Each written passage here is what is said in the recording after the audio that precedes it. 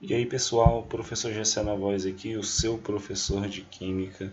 Vamos dar continuidade aos estudos de tabela periódica. Hoje a gente vai falar sobre a estrutura da tabela periódica, tranquilo? Como é que a gente pode utilizar uma das maiores invenções da Química dentro de toda a história dessa ciência, tranquilo? Então, como eu falei na aula passada, que a gente estava falando aí do histórico da tabela periódica, a gente chegou nessa tabela periódica aqui, que é muito utilizada hoje em dia, tabela periódica atual, que veio dos estudos de Mendeleev, tá bom? Que ele organizou os elementos químicos em ordem de massa atômica, e depois vem o Mosley, certo? E organiza esses elementos, né? Ele aprimora a tabela de Mendeleev, botando os átomos em ordem crescente de número atômico, tá bom? Então a gente tem aqui a tabela hoje organizada em ordem crescente de número atômico.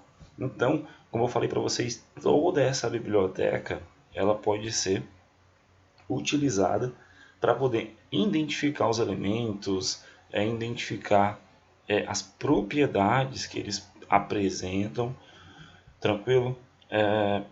E podemos identificar a semelhança deles com outros elementos químicos. Então a gente tem aqui a tabela periódica e nesse cantinho aqui, normalmente nesse cantinho das tabelas periódicas, né, pode ter uma tabela diferente no seu livro, no seu caderno, no final do seu caderno normalmente tem. Aqui eu tenho uma legenda. Esse quadrinho resume, tá bom, o que tem dentro de cada um desses compartimentos aqui da minha biblioteca química. Nessa legenda diz que dentro desse quadrinho eu vou ter o símbolo, o nome, a massa atômica embaixo e o número atômico em cima. Normalmente a gente estuda que o número atômico fica embaixo, né? O Z, e o A fica em cima, que é a massa atômica. Mas isso muda de tabela para tabela. Eu já vi tabela que o número atômico é embaixo e a massa atômica fica em cima. Então fica atento na legenda. Aqui, por exemplo, eu tenho o lítio, tá bom? Eu tenho o nome dele aqui embaixo, o símbolo Li. Em cima eu tenho um número atômico que é 3 e embaixo eu tenho 6,94, que é a massa desse elemento químico. Então dentro desse quadrinho eu tenho um símbolo, nome, número atômico e massa atômica, tranquilo? Tranquilo, então fique sempre atento à legenda, tá bom? Então vamos lá. A tabela periódica ela é dividida em linhas horizontais, como a gente está vendo aqui nessa setinha, ó, linhas horizontais, tá bom?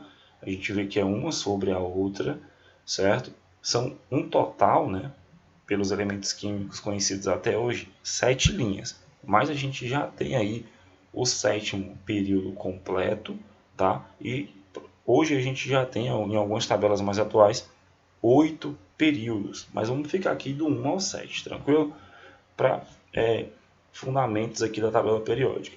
Então, cada linha horizontal dessa recebe o nome de período, tá? Período, tá bom? E a gente tem aqui do 1 ao 7. Então, a primeira linha que está aqui em cima é o primeiro período. A segunda logo abaixo, segundo, e assim até o 7. Tranquilo?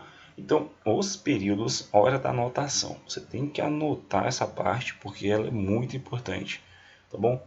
Como é que eu uso um período, professor? Para que ele vai indicar? Ele indica o número de camadas eletrônicas ou níveis de energia. Quantas camadas você tem, por exemplo, lá na distribuição eletrônica? Ah, eu fiz a distribuição eletrônica do elemento químico e vi que ele tem duas camadas. Ah, ele tem 3 camadas, professor, a K, a L e a M. Ele tem duas, a K e a L. Ele só tem uma, a K. Então, se o elemento químico tiver no primeiro período, que no caso é esse aqui, que só tem 2 elementos químicos, eles teriam o quê?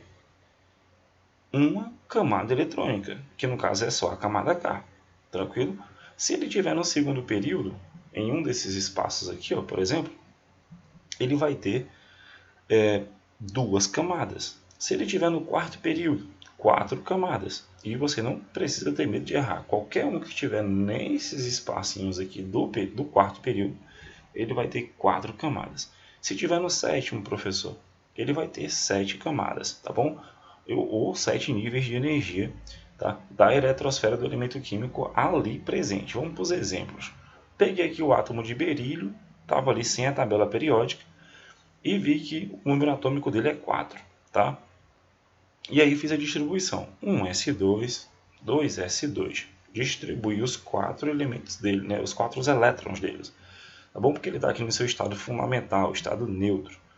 E aí, galera, eu tenho aqui 2 mais 2, 4, e vi que o berílio apresenta 2 níveis de energia, ó, nível 1, nível 2, tá? Aqui é a camada K e aqui é a camada L. Ela não está completa, mas está aí, tá? O 2s2. Portanto, ele é encontrado no segundo período. Então, se eu vi que minha distribuição parou aqui, tá bom? No nível 2, tá? Então eu sei que ele está no segundo período. A gente vai olhar na tabela periódica, ó. Aqui no nível 2, eu vejo que o berílio está aqui, tranquilo?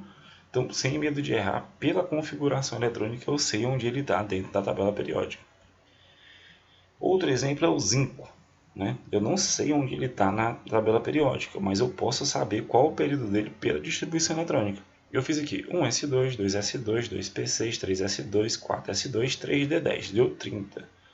Então, eu vejo que eu coloquei em verde, ó, o 4s2 é a camada mais externa. Ela está aqui meio embaralhada porque é a ordem energética, tá bom?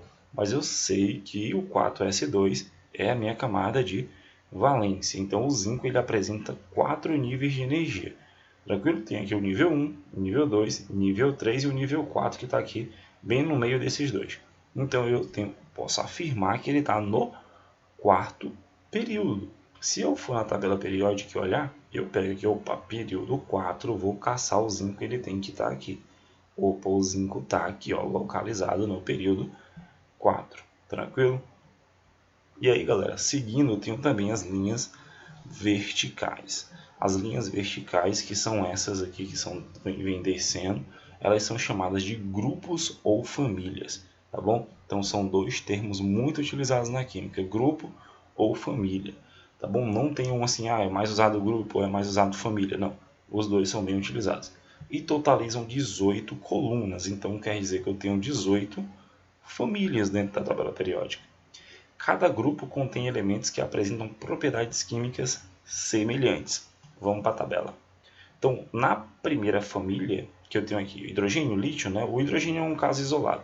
Então, lítio, sódio, potássio, rubídio, césio e frâncio. Esses rapazes aqui, né, esses elementos químicos, eles apresentam propriedades químicas semelhantes.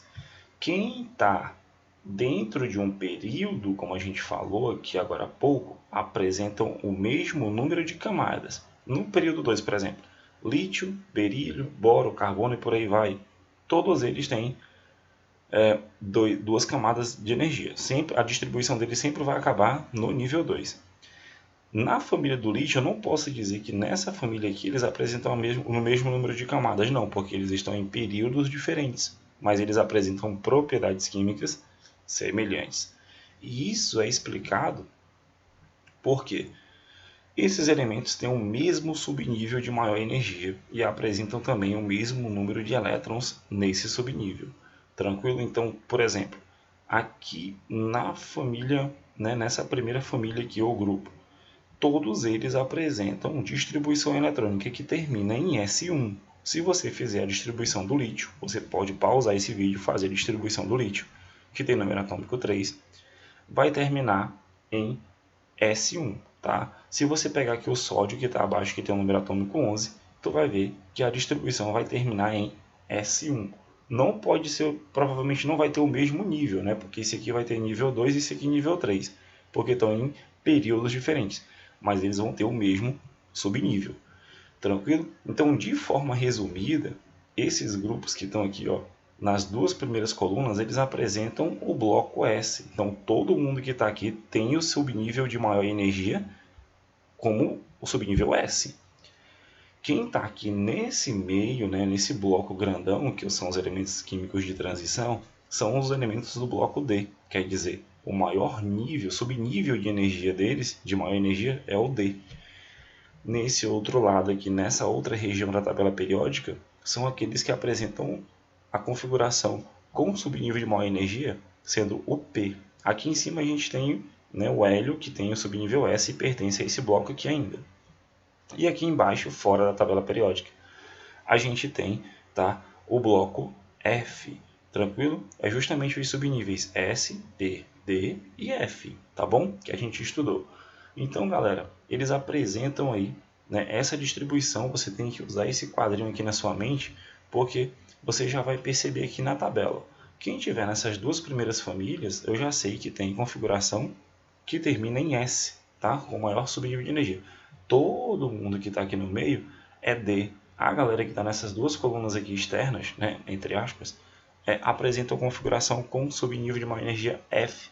E aqui desse lado, tá bom? Nessa outra região da tabela à direita, eles apresentam um subnível P, com exceção do hélio. Tranquilo? Então, pessoal, tem aqui outro quadro resumo, ó, detalhando, né, quanto ao número de elétrons no subnível. Todos os elementos da primeira família, tá? Eles terminam com a configuração em S1. Você pode fazer de todos, você vai ver que vai terminar em S1. Da segunda família termina em S2. Aqui, como é a região do bloco D, termina de D1 até D10. Tá? Vai na sequência D1, D2, D3, D4. Toda a galera que vai estar nessa família aqui na 7, por exemplo, vai terminar em D5. O bloco P, tá? Termina aqui, ó, de P1 até P6, né? Tá bom? Até aqui nos gases nobres, com exceção do hélio, tranquilo? Porque é a região do bloco P. Todo mundo que está aqui, por exemplo, na família 13, termina com subnível de maior energia P1. Você pode fazer a distribuição eletrônica que você vai encontrar, tranquilo? Então, esses elétrons, né, eles pertencem aí, tá? Eu consigo perceber, né, a orientação deles. As famílias, né, elas são divididas de 1 a 18. A gente está vendo essa nomenclatura aqui, 1A, 2A, 3B, 4B, depois volta ao ar de novo. É uma nomenclatura um pouco mais antiga, tá? Hoje se utiliza mesmo de 1 a 18. Então, família 1, família 2, família 3, família 4, família 5, família 6 e até chegar na família 18. Tranquilo?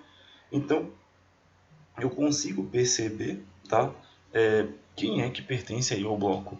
O bloco S, o bloco D, o bloco P, o bloco F, apenas olhando aqui para a região da tabela periódica. Os grupos dos elementos químicos, né, cujas eletrosferas terminam nos subníveis S e P, são chamados de elementos representativos. Então, todo mundo que está aqui no bloco S e todo mundo que está aqui no bloco P, eu vou chamar de elemento representativo. Tá? Que são também conhecidos como elementos da família A. Tá? Eu vejo que aqui tem um A, 2A. E aí essa contribuição volta de novo aqui, ó, 3A até o 6A, né, galera? O 7A. Então essa família aqui, tá bom? É a do A. Quem está aqui no meio é a família B, né, que eles chamam. Então quem está no bloco, nas famílias A, né, são os elementos representativos. Mas também eu posso lembrar que todo mundo que está aqui nessa região, tá, que pertence ao bloco S, é representativo, todo mundo que está no bloco P é representativo. Tranquilo? Os que terminam, tá, aqui no bloco D, tá, são chamados de elementos químicos de transição. Tá? Todo mundo que está aqui no meio é elemento químico de transição. E o bloco F, professor? O bloco F, ele é derivado do bloco D, ele sai daqui de dentro, a gente vai ver isso um pouco mais na frente, tá bom? Então, ele é derivado, é como se ele tivesse, galera, aqui dentro, ó, tá bom? E ele também, tá, vai ser os elementos de transição, tranquilo? Mas existe uma diferença entre os de transição que estão aqui e os que estão aqui fora, a gente vai ver um pouquinho mais na frente. Tranquilo? Então, a gente pode, né, determinar agora a que grupo pertence o elemento químico observando o seu subnível de maior energia. Peguei aqui o flúor com o número atômico 9, faço a distribuição dele e vejo que, né, a última camada dele, a 2s2, 2p5, apresentam quantos elétrons? 7 elétrons. Tá? Eu sei que ele está agora aqui, ó, no período 2, tranquilo? E tem 7 elétrons na camada de valência. Então, ele pertence ao grupo D17 ou família 7A. Por que família 7, professor? Porque tem 7 elétrons na camada de valência. E por que eu sei que é na família A? Porque o subnível de maior energia é o P. Então, quem é P, né, é elemento representativo. Então o flúor vai estar lá naquele bloquinho azul da região P, que é essa que a gente está vendo aqui, e no subnível e na camada 2, né? A gente viu que a configuração dele terminou com o nível 2. Então se a gente for lá na tabela, pela configuração eletrônica eu vi que ele está nessa região, mas ele está aqui em cima, no período 2. Então lítio, berílio, boro, carbono, nitrogênio, oxigênio, flúor. Tá aqui, galera, a família, ó, 17, 7A. Tranquilo? Então se terminou com 7 elétrons na camada de valência, 7A. Mais um exemplo para a gente fechar. O zinco. O zinco termina com a configuração em D. Então eu já sei que ele está naquela região do bloco D. Ele tem quantos elétrons? Né? 12 elétrons na camada. Na verdade são 2, né? Na camada de valência. Então pertence ao grupo 12, tá bom? Pertence ao grupo 12. Tem 2 elétronzinhos aqui na camada de valência. Então a gente for olhar lá na tabela periódica, tá? Ele está, né? Aqui, tá? No quarto período, porque a camada de valência dele lá é 4s2, tá bom? Então ele está no quarto nível, tranquilo? E na família 12 aqui, tá bom? Dos elementos de transição. Eu vou pegar um espaço um pouquinho maior para falar dessa identificação, tá? Porque pela configuração eletrônica você consegue chegar nisso. Mas para que a aula não fique muito longa, eu vou dividir isso em 2 partes. Então, são bastante informação, né, das linhas horizontais, das linhas verticais, dos períodos, tá? Que tem a mesma número de camadas, dos grupos e famílias que têm propriedades químicas semelhantes. A gente fica por aqui e continuamos nossos estudos de tabela periódica na próxima aula. Forte abraço, qualquer dúvida entre em contato.